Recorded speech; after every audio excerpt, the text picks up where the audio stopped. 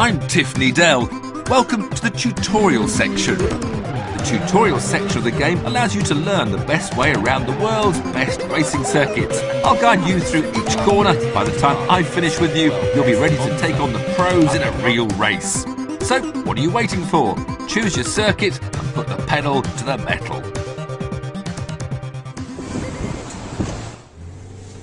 Power on. Traction control.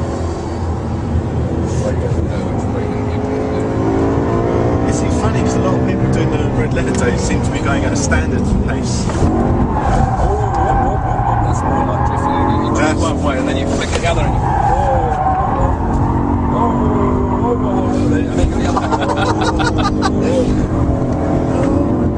can't understand why the tyres wear out myself.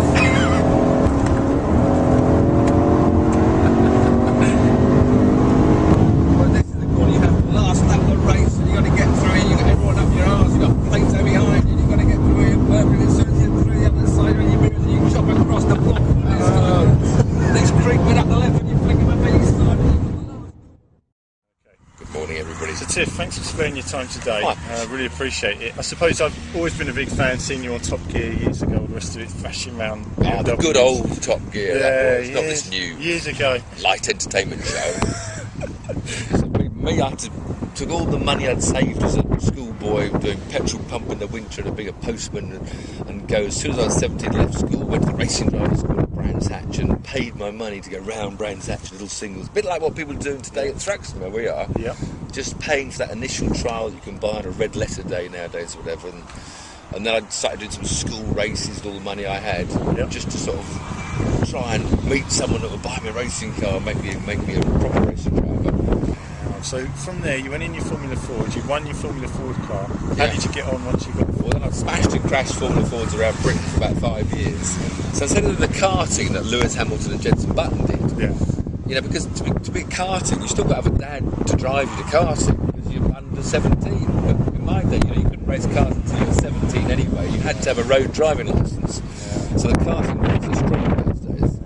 So, for 5 years, I was a civil engineer, as I said, and a mechanic and a racing driver again. And gradually I came to the top of the national scene and won a national Formula Ford championship. And then got offered a free drive in a good car, won another championship, and then finally got offered a professional drive in a Formula 3 team. So I became a retired civil engineer.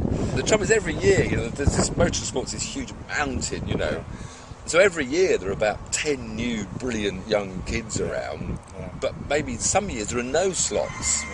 But of course the next year you've got 10 new bright ones, so you sort of come up this little escalator, and if you get to the peak you can only stay there for about 2 or 3 years before you're pushed off by the next train of young faces. So it seems very challenging. I suppose in a way that's what people always see as the pinnacle of it all, and it's always trying to get there. It's just, I think, the sponsorship journey. Well, there's probably only about 20 British drivers in the whole world that are actually phoned up and booked and paid to drive a racing car.